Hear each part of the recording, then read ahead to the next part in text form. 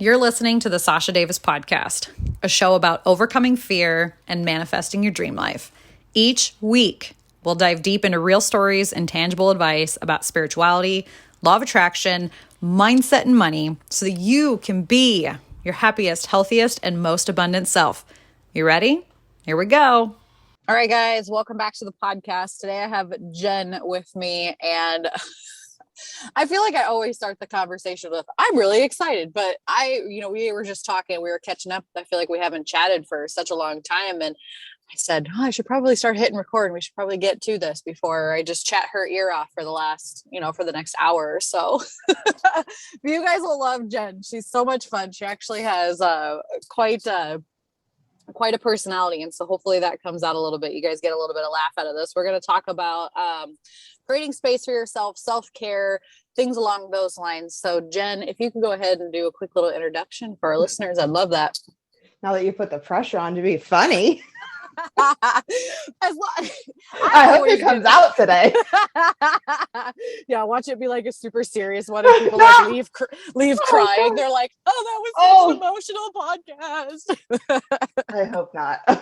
I doubt it. I think they'll love you. I love you. Every time I talk to you, I'm like, you're just so fun. And I don't like, bubbly is the word, even though that's not like my favorite word, but it's like you make me more energized, and it's just fun. You're fun. I love talking to you. Yeah, I love talking to you too.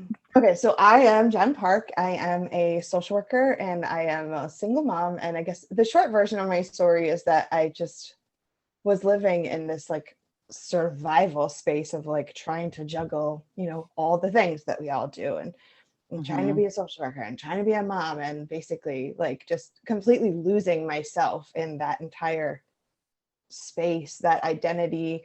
Like, who is Jen Parke? That's kind of like what I went through, like trying to figure out like, who is Jen Parke? What does Jen Parke even like? I don't know. No idea. So obviously, like through a ton of personal development work, I was able to kind of navigate through that, and also did like a bunch of crazy things like going to grad school, buying a house, because that's who Jen Parke is. She just like does these crazy adventures and talk probably more than she could chew. But and then kind of just like having to figure out how to like work through and rein myself in at times, because get a little crazy, and then also wanting to help others like in figuring out how to navigate that space, because when you're spiraling in a state of overwhelm, you literally don't even know how to put one foot in front of I guess that is all you're doing, is putting one foot in front of the other. But like, there's so much more out there than just living in that space of survival. So in working, on me, I was able to like figure out some things that I thought were really important to share. So I started a podcast and a website, and I offer coaching and just trying to help other mamas get out of that overwhelmed space and feeling like they're. So what did survival mode look like for you? Like walk me through what like a typical day, or when did you start to notice that you were in survival mode? Because I think a lot of times our society is just like, hey, this is normal. You're just supposed to be exhausted all the time. And like, sometimes you are. I mean, being a mom is exhausting. So it's not like you're going to be on cloud 9 24/7, but there are ways to care for yourself and energize yourself. But how did you start to recognize that? And then what was kind of like a typical day? Well, that's a good question. Okay, so a typical day was literally like, I realized like I had to get up before my son and like get a shower, hurry before he moved, and then like get my life together. That's what I call it in the morning. Get my life together, and then get him up, get him to daycare, get to work, stay at work until whatever time at night. And luckily, I have an incredible tribe, and they all jump in whenever I do need help. But learning to ask for that help, I think was a big step in figuring things out. But, and then getting home, like throwing dinner at us. A lot of times we literally picked up pizza and would eat pizza out of the box at the park so that like he could play. We were still eating. I was doing grad school homework, all the things like all at once. And then literally like getting him home, getting to bed. And then literally sometimes I shouldn't say this as a social worker, but when he was old enough to co-sleep, I'll say it like that, like literally sleeping with him, like in basically a headlock, because I just was so desperate to go to bed, and like sleep training was like not even a thing my brain could entertain at that point in the day. So, like, that's what my days look like. And like all my days look like that. It was just like, just trying to get through to bedtime, basically. And your question about like when I figured it out, I don't think that I had like a light bulb moment. I think like it was just like a series of like, there has to be more. There has to be a better way to do things. Because I think I was always living for when this happens, then it'll be better. And it was like, when I get done grad school, it'll be better. When I buy a house, it'll be better. And was it? No, God, no. I only made it worse with each of those things I was doing. It's like, when I got a house, then we got a puppy. That was a great idea, right? As everybody should. If you buy a house, that's just you need a dog like this same week. It's a great idea. And only you don't realize that puppies don't sleep. No, I don't. I think puppies are actually worse than kids. Like 100%, totally co-slept with the puppy because nobody told me I couldn't. No, that's well, I slept with all three of my kids until they were about a year old because I breastfed, and I know that that's like society says that's a no-no, but I was like, man, I have to get up every hour and get my boobs out and go in another room. Like I could just roll over, and yeah, so that's what we ended up doing. But like with a puppy, it's seriously like you have to take, yeah, exactly that. And like, and you have to let the dog out. You know what I mean? Like it can't just like poop in its diaper and you can worry about it. You know what I mean? Like you have to get up out of bed, get outside, take it outside in the cold. And yeah, puppies are way harder than kids. If you're sleeping. Oh God. No. Oh my God, for real though. Like the last puppy, well, it's been probably 5 years since I had a puppy last year, but she ended up going and living with my sister. She dug up holes all over the yard and she chewed everything. And I think it's just because she had a lot of energy and we need to like burn her energy. But puppies are way harder than kids in my opinion. Anyways, continue. Squirrel. No, that right. I don't know that there was like an exact moment that I like had this moment of clarity where I shifted, but I think like I started doing personal development work, and I would literally do it. Like, I'm not even kidding. Like when my son was at karate, I'd be sitting there with like my whatever workbook I was working on or whatever coach I was listening to, and I'd be like, have my headphones in while he's at karate and like finding like these pockets of time. And I think I had to realize that like those little pockets of time weren't enough. So then like I started figuring out how to make like actual time just for me. So that's the short version of how I got here. No, I love that. And I think that's kind of how everybody gets there is it's just through messy action. It's not like this one day you just wake up and you're like, oh man, maybe I'll change my life. Like my big aha moment, probably the most recent one, I should say, because I feel like my whole life is like a series of aha moments. Actually, this morning I just woke up and was looking, Facebook like brings up memories or whatever. And this time last year, just a year ago, was when we went on our like 10-day road trip, like through the West. And that was when like things shifted for me when I was like, man, I don't want to live in Iowa anymore. It was like this big light bulb moment. And now here I am and I've sold my house and done all these things. And it's like, holy shit, that's only been a year ago. That's intense. It's wild. Like looking back, I'm like, holy shit. Like it has only been a year, but at the same time, it feels like it was yesterday, but it feels like an eternity ago. It's just crazy how like the concept of time, but going back to when like my journey was self-care, similar to you, like doing all the things, right? I had a very young one. I was a corporate manager, if you will, and going back to work was like, God, does it have to be, like, do I have to go back to these 12-hour days? And I did it for a short period of time, but like you don't have time for yourself. You don't have time for your kids. You don't have time for anything. It's just constant survival mode. And then you're living on, well, for me anyways, I was living on like 4 or 5 hours of sleep and coffees and Red Bulls. Like how sustainable is that? Definitely not. Yeah. No, I still have my coffee in the morning, but I don't drink it all day long anymore, which is, I think, a huge deal. But so creating space for yourself, what did that look like in the beginning? I know you said pockets of time for like personal development and whatnot. And I do want to circle back to that question because I love hearing kind of like who your first like personal development person was, and then like some of the ones that you recommend. But what did self-care, what did creating space for you look like?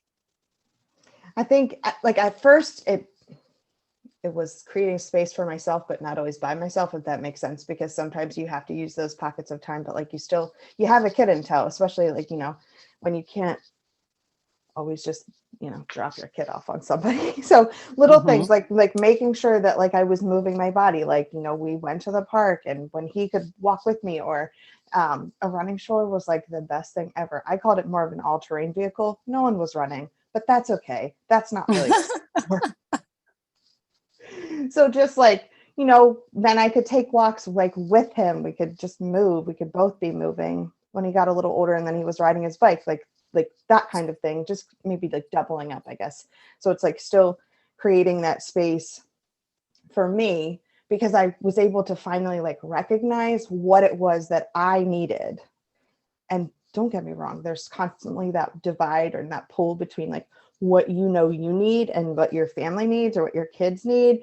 And you are, constantly weighing like, well, who comes, like, who is the priority here and right now? And that's something that literally still, I think everybody deals with daily. It's not something that goes away. And then there's the mom guilt piece too that comes into play, of course. But just finding the pockets of time, like, because the early morning has always been my time, my space. Like I get up to crack it on, no, before dawn.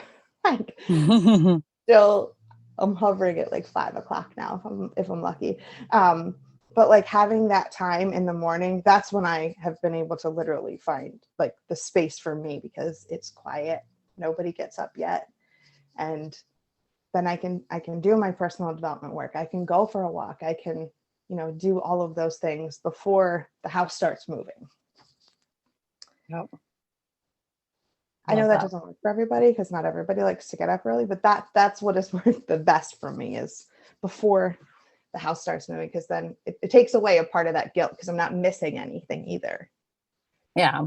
I like to start my day off too with something for myself, just so that it's kind of like fueling my cup, right? Like I get my coffee cup, and then I get my, my self-love cup, I guess, if you will, and do just a few things for myself. And, and just letting yourself know that it's not perfect, even more recently. And I feel like every time you have like a big pivotal shift in life, you just have to course correct, right? So when your kiddo was young, or when you bought a new house, or when you went to grad school, or when you started a new job, the things that you do may shift, or they may change, or you may be one of those people that like has a really strict routine. And just knowing that as long as you're creating space for yourself, whether it's 5 minutes, 10 minutes, or an hour, having that is kind of like that sacred time, Yes. And I just want to say, like, there's going to be times too where you're in a groove, and then somehow like you miss a day, or then you realize you missed a series of days, and you trip and you fall on your face, literally flat on your face. But then at some point, hindsight's 2020. So you'll be like, oh, I see where I fell off. And then you have to like pick yourself back up and just get back on the horse and make that space for yourself again, because it's so clear when you stop doing it that like, that's where things start to crumble. And you might not even realize it at first, but you just like start to spiral slowly at first. And then it's like a full-fledged tornado. Yeah. It ends up being that, hot mess express. There you go. So, okay. So you started doing this work on yourself. When did it come to you that you were like, hey, I want to start helping other people? Because I know you already help people in some capacity. So how did it shift into more of the personal development and creating space for yourself? So I think it's always been a part of my social work practice that I do, like with my day job, and I didn't like realize it. I think it's just like, it's like that mom, like heart to heart you have with like new moms, because that's primarily the community that I was working with in my social work practice at that point, is brand new moms who, just had a baby. So you're trying to like teach them all the things without being like that preachy lady, but like just little pockets, like every time you'd see them, like, okay, how are you doing? Are you taking time for you? Are you taking care of you? Or are you just giving everything you have to this tiny human? So I think it had always been a little bit of that, but realizing that like I needed to work more like with the social work community and like social workers themselves. That's maybe been like the last 2 years, I think, that I like felt that real pull. And I was like, and I've always known I want to have my private social work practice, but that takes time and, you know, licensing and blah, blah, blah. But so I'm still working on that part. But just like knowing that you can do it like in a coaching capacity, that's there, that has, probably been like the last 2 years, I think, that, you know, getting the confidence to do it and then figuring out how to just like navigate how to do it. So walk me through that whole journey, like went from when you decided to what that looked like to what it is today.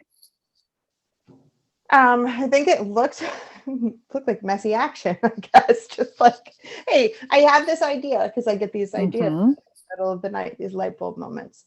Like, I want to do this. So I started with my podcast. Yeah, I guess that's been a little over 2 years. So I think it started there, just kind of opening the window without like, I guess, having to like put myself out. That sounds a little contradictory, because you're like, I've created a podcast to like put myself out there, but without having to really like put myself out there, because you're not asking anything of anybody other than to like, if they want to. So I started with that, and then, you know, website and Instagram following. And then last year I created a membership program called the Social Work Circle. That's like, it's a membership, like a community for social workers, because I think especially during COVID, we were so disconnected, like, because we weren't all in the typical office space and like connecting with providers and just like other social workers, and having any sense of camaraderie wasn't there. And I know that that is something that I need. That might be hard for you to imagine, that I need to be like in a room with all the people. I'm like the Little Mermaid, like, you know, a song where she's like, I want to be where the people are. That's literally me. I want to be where the people are. Oh, I'm the opposite. No, I need to be. COVID's really hard when you're, what is that, an extrovert, like, and we're still like wherever we are with it, but like, I want to be where the people are, but also like, I'm afraid to be where the people are. I know what you mean. I think I have shifted. Like, I think when I was younger, I was like an extrovert, but I think I was because I was seeking like that external validation. Like, I wanted to be validated by other people. But now that like, I don't like, now that I like truly don't, I would say I didn't give a shit then, but it was coming from a place of like anger and rage, you know, but now I'm just like, I don't really care, you know? Yeah. So it's like coming from a different place. But I think now I'm more of an introverted extrovert, where like, I love being alone and like out in nature. And then every now and then I'll like to get like a boost of hanging out with other people. But then I'm like, I'm good. I'm good for like a month now. Too people-y out there. I want to be where the people are, but not where their germs are. Yeah. Like Not where regular their everyday germs are. germs, any kind of germ. I was sick last week and I thought I was going to die, because I was like, hadn't been sick in so long, because, you know, we weren't out. But oh my God, literally, I came home from work and like went to bed. That was it. Done. Oh God, that's the worst. I had that probably, actually I was still pregnant when that happened. It was like 2 weeks before I had Meadow, and I got like deathly ill, and I just like laid on the couch for like 4 days. I was like, I don't know what's happening, but I'm not going to make it. Like, this is, let me go say my goodbyes. It's like, then you're like, wait, I think maybe I really do have COVID now, because this must be like, because I'm literally going to die. That's, yeah, for real. No, I was just like, just sick, just regular sick. Just regular sick, no big deal. Anyways, but you got to be where the people are. Continue. Yeah. So I need to be where the people are. So that's why I created the membership, because I needed to bring people to each other and to me, honestly, because I need to be where the people are. So, you know, I offer workshops in there, and, you know, like the group coaching kind of calls, and lots of fun, and just like the opportunity for social workers to connect with each other and just have that camaraderie, like in a positive way, not in that negative Nancy water cooler kind of way. Yeah. Yeah. That's one thing I don't miss about the corporate world. And I think that the narrative is starting to shift among like the what am I trying to say? The corporate jobs or the helping jobs, just like out there in the workforce in general, it sounds like things are starting to shift. I know there's a lot more people coming in and trying to make it, more of a community and more of like a helping each other. But until that all gets on board, or if and when that all gets on board, communities like yours are crucial. I mean, I know I wouldn't be where I am at today without communities or without people to help me kind of navigate where I was to where I wanted to be, or just to have a place to complain, or to maybe not even complain, but to like share what's really on your heart without really having to filter it. And then having that space to like feel validated, but then, somebody to also kind of kick in the pants and be like, okay, but is that how you want to feel? And what can you do to kind of change this so that you're taking life by the reins versus just like letting life happen to you? Mm-hmm. And it's like that cold cliche, like you are the 5 people you surround yourself with. But like when you're picking who you're surrounding yourself with, like that totally shifts everything. Mm-hmm. I would 100% agree with that. I always am trying to put myself in like positions where it's like, I feel like the small fish here. That's what they say. You want to be the dumbest person in the room. Like, I don't really want to be the dumbest person in the room, but I want to be able to learn from everybody that's in the room with me. That's Yeah, I prefer to be the smartest person in the room because then I can just kind of like look around and observe. But like, I want to like learn from all the people. Like, and that's what I have to tell myself is like, no, if you want to like do better, be better, you have to surround yourself with people who know more than you. And so it's like this constant like inner battle with myself. Like, do I need it? Yes, you do. Do I need it? Yes, you do. So tell me a little bit more about these workshops that you host. Like, what are some of the topics? What are some of the skills that these women learn? And share like your top 3 things for these listeners. Sure. So the most recent one that I was working on is like sharing your story in your social work practice, because that's like, it's kind of a catch-22 depending on the kind of practice you're in and how much you share of yourself. But you also need to share enough of yourself for people to connect with you. So it's like it's like a nuance. You have to like find that sweet spot. But so that's kind of hard for some people to figure out how much to share. But it's important to share like who you genuinely are, or people are like not going to connect to you. Mm-hmm. We've also had one on like time management, and none of them are going to come to me right now because I put you on the spot. Yeah, you did. That's okay though. That's all right. I do that sometimes, and then I just it's also like a learned skill. This is a learning moment, because I remember when you do that to me, and I would just start pulling things out of my ass, and then I was like when you let go of like that fear, that nervousness or whatever, and you just start talking, sometimes you make so much sense that you go back and you listen to yourself and you're like, damn, I actually knew what I was talking about. I don't know if you've ever done that or not, but I've done that before, where I was like, I kind of blacked out in that interview. I don't even know what I said. Was it any good? And I went back and I listened to it and I'm like, damn, like I sound legit. Like, I might know what I'm talking about. That was me right before we jumped on. I like quickly like, okay, get everything out of your brain. So I like have all these crazy notes now, because I was like, what do you got? What's coming to you? I know all the things. Like you're a genius when it comes to like scheduling and planning and time management. So tell us a little bit about that, like how to manage your energy throughout the day and like creating those pockets of space for yourself, creating routines. I know you're a super genius when it comes to those things. So tell me about those. Okay, well, first, I attribute any genius I have of that due to Heather Chauvin and to Erin Miller, who have taught me energetic time management, because they deserve all the credit in the world. The 2 that have introduced me to it, because it's literally like planning your day for how you want to feel, your day, your week, your everything. And when you can really tune into yourself and figure out how you want to feel, that helps you show up for yourself and honestly for everybody else in a much better light, because do you want to feel like shit at the end of the day? Sorry, I cursed.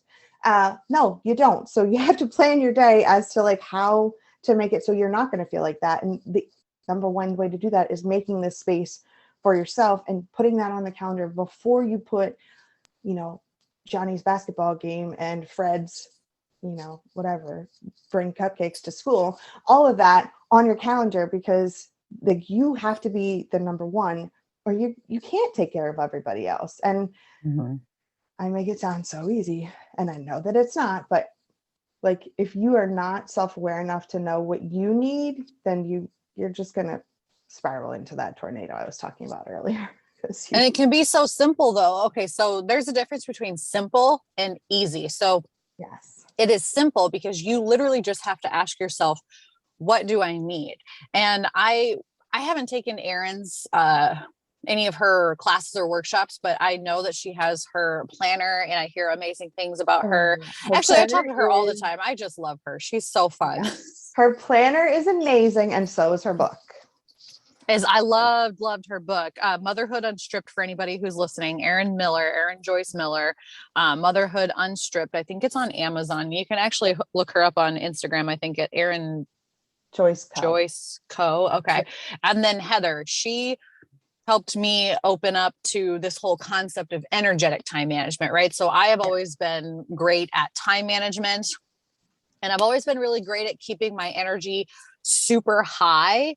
But then I would like crash, like there's like at the end of the day, it's like where you're feeding off of caffeine and all of a sudden it's like you poop out and you're like, you know what I mean? Instead of having like sustainable energy, I lived off of like a constant high. And so through her energetic time management, I learned to have more of a sustainable energy versus these like extreme highs and lows, like you do if you're on like a sugar high or caffeine high. And I'm just talking because that's relatable to people, is like, if you have a Red Bull, you feel really great for the next few hours, but then you kind of crash. That was my life. Yeah. And so creating more sustainable energy, but what does that look like? And you can find her, heatherchauvin.com and heatherchauvin_, I think, on Instagram. But both of them, like Jen said, are wonderful, amazing women. You will love following them. But so how did you take that and put it into your own life?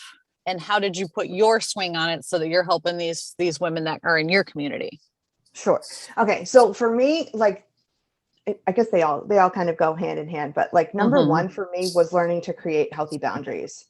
And I'm still learning, because you're always learning and shifting with this, but learning to like literally say no to things that don't feel good or don't fill you up, or you're just going because you feel like you should. Getting rid of all those shoulds that we subscribe to. Like, I'll be the first one to say no to a kid's birthday party. I freaking hate them. I'm not a terrible person, I promise, but there's such an energy leak for me. I don't want to go and pretend to be friends with moms that I'm not really friends with and stand around for like 4 hours on a Saturday because that's what you should do. I don't want to do that. I don't want to go to a bridal shower. I don't want to go to a baby shower. And that sounds terrible, right? Because no, it doesn't. Right. You're like, no, I will send you a gift. I will tell you to have a nice day, but I'm not giving you 4 or 5 hours of my weekend. That started when my son was just a baby, because I was like, I'm working 5 days a week. I only have 2 days a week with him. I'm not giving away 5 hours of that to anybody, really, anybody. It depends on the person, but I would say 9 times out of 10, I'm that same way. And I do that with my kids, and I hope I'm not ruining them by doing this, but like, I have the simplest birthday parties. I'm like, hey, let's go to a park and, we can invite a few friends and family. And if they come, great. And if they don't come, great. And we just make it a couple hours long. Like, I am so not this over the top, have to go to every single event. That even thinking about going to all of the birthday parties and all the things like that, that gives me anxiety just thinking about that. Yeah. So we do like a family dinner. My son has had a few birthday parties, but I have taken the approach of, you get a trip where you want to go. And we go and create memories, and we go on a trip, and that's like what we do. And then we're spending all that time, all those hours together, instead of with kids running everywhere screaming. So saying no to like those things, like things that don't fill me up, that take away from what I want to be doing, not just like parties, but just like, even saying no to like anything. Like, I'm not going to work late. That's a little bit harder to say no to sometimes, but learning like where you're going to put the limits and what you're going to say yes to, and saying yes to important things and no to things that don't serve you. On the next, I can't remember who said it. No, you're fine. But they said, if it's not a hell yes, it's a hell no. Yes. Yeah. I don't know And so who I've said that. kind of, Yeah. I can't remember either. Somebody said that I said it, but I don't know if I said it or if I stole it from somebody. So sometimes I just hear things or say things and And they but if stick. it's not a hell, yeah, if it's not a hell yes, it's a no. Yeah. All right. Next thing for me is delegating. Mm-hmm. You can delegate anything at work, at home. And like, I'm not saying like you have to go hire, a whole team, because you don't. Like little things like my son takes out the trash. You know why? I hate taking out the trash. Like delegate that. That's the first thing I delegate, things I don't want to do. But Mm-hmm. there anything, especially now with curbside pickup. It's so easy to delegate grocery shopping. It's so easy to delegate so many things because you can drive up, open your trunk, they put everything in, and you drive away. It saves so much time and energy, because who wants to walk around the Mm-hmm. grocery store for an hour? I don't. But that's delegating. Asking for help goes along with that, and that can be really hard, but it gets easier with practice, I promise. Just asking for little things like, hey, can you watch my son for an hour while I do this? Like, most people that you're looking to ask for help are more than willing to help you. And some people thrive off of helping other people too. So you're really helping them. That's what I say about my mom. She likes to be a helper. So. Yep. It's usually those, on the Enneagram, I think they're type 2 and type 3, the helpers and the overachievers.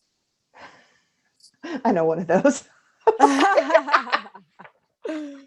Those are usually people who absolutely love helping others. Yeah. So What else then, you got? well, then that's when I like literally sit down with my calendar and I put myself on the calendar, because that is the first thing I do. And both Erin and Heather have taught me that, like to literally sit down. And I've learned to use like different colored pens, but I get the pink one because pink's my favorite color. And I put me on the calendar before anything else. That's like, my time in the morning where I, have my morning routine. And then anything else, like you have to really, as a grown-up, be more mindful and like make all those doctor appointments that you need to do. So putting those on the calendar first, because I think as moms, we push even just that kind of self-care away. We're like, oh, I'll call the doctor, whenever I get around to it. Instead of like, I guess being brave and making those appointments and really physically taking care of ourselves too. So getting all that scheduled, getting me scheduled before anybody else, that's how I've learned to make sure that I'm making that time, because it's so easy to fill up your day and then not have any time for yourself because you're so worried about what everybody else needs or wants. Yep, 100%. So then how did this, because I know you just wrote an ebook this last year. So how does that transpire? Like, how did that come into play?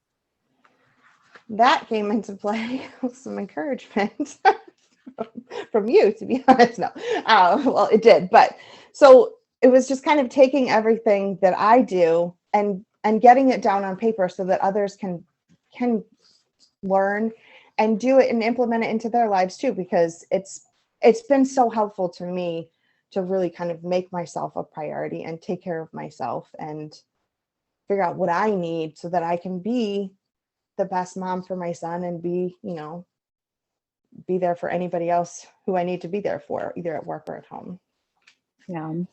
So what other things that like go into that? So if somebody gets your ebook, what are they going to get out of it? Oh, so they get obviously like a lot more detail about like, the step-by-step of how I do it. And then there's lots of like, cheat sheets, I'll call them, in there. Like there's like, a place for like your to-do list so that you can kind of like just get brain dump, if you will, everything out of your brain and onto paper, because that helps you figure out, what you want to delegate, what's most important to you, how you want to feel. And then just, I do have like simple, like scheduling out your week. But if you want to use that kind of calendar, or, everybody has their planner that they love. So I encourage you to use that and like use it to empower yourself. So the cheat sheets, I find them helpful because they just help like me get all the busyness out of my brain and down on paper, because then it's easier to like prioritize and figure out what's really important and what you can let go of, I guess. Oh yeah. Yeah. Cheat sheets always are super helpful. So I want to circle back though to, hang on. I want to circle back to personal development that you were talking about in the beginning, like how you got started. So can you kind of share who are some of like maybe like the top 5 personal development people who you kind of followed in the beginning that started you on this whole journey? Sure. I think the first one I got connected to was Erin, because I actually knew her from like the photography world, which was like my life before this life. Call that. And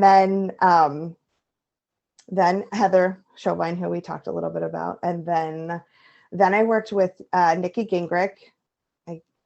She does a lot of like meditation work, which I have been so resistant to, because I've felt like how do you get your brain to slow down?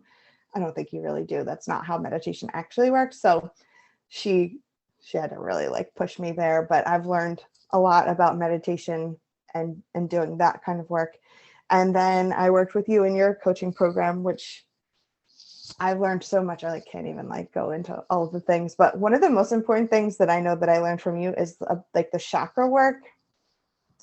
And that wasn't even something we touched on like a whole lot, but it's something that has really stuck with me. And I've just like kind of like been trying to like learn all the things about the chakras and using the oils and trying to keep things moving that way. Absolutely. I feel like we could talk about that forever, but there's so much that goes into personal development. It's not just one thing, and I tell people that your feelings are valid, and a lot of times you can pick up energy from other individuals, and so it may not even be you that feels like crap. It could just be you encountered somebody who felt like crap, or you've been encountering people who feel like crap your whole life, and you're just kind of carrying that stuff along with you, and how it can kind of manifest into your physical body or your emotional body. And it's mind blowing once you start diving into that kind of stuff.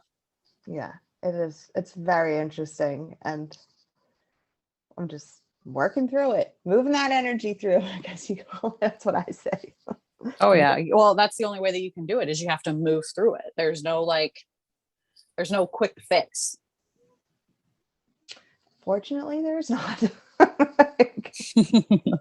I love that.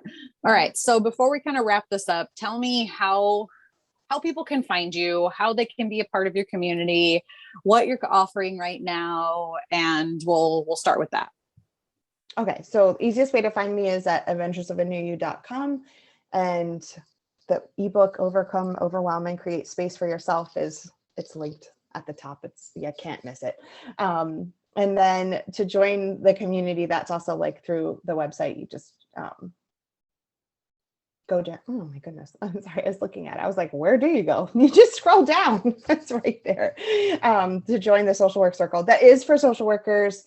And it's a place for us to learn, grow, connect, and just kind of like nurture each other, because I think we all need that sometimes. So I am on Instagram and Facebook, Adventures of a New You, for all of those too. I love that. Yeah. And we'll get all those show links and we'll put them in the notes so people can just scroll down and be able to click on those easily. So before we wrap this up though, what do you want to leave listeners with today? I just want everybody to, even if they can just make 5 minutes for themselves, like even if it's that 5 minutes where you're hiding in the bathroom, you just figure out 5 minutes in your day to start with to like make that space for yourself, because you are so much more than, I would say just a mom, just a social worker, just a wife, a girlfriend, partner, just a friend, just a daughter. You are, whoever you are. And sometimes we need that time to reconnect with ourselves, because we get so soaked up into all of those labels and think that that's who we are, but that's not who you are. That's like what you identify as, but you need some time and some space to remind yourself of exactly who you are and to take care of that person. 100%. 100%. All right. Well, I loved every minute of this. I missed hearing your voice, believe it or not. I was so excited for this today. I'm like, oh man, this is going to be selfishly for me. But I think the listeners, obviously get something out of it too. So I appreciate you taking the time and doing this today. And then, like I said, I'll put all of your information in the show notes for folks to find you. And you can always hit me up too. I'll definitely do an introduction for anybody interested in, doing any of Jen's workshops or coaching or community or anything like that. So just let us know. And thank you for doing this today. Oh, thank you so much for having me.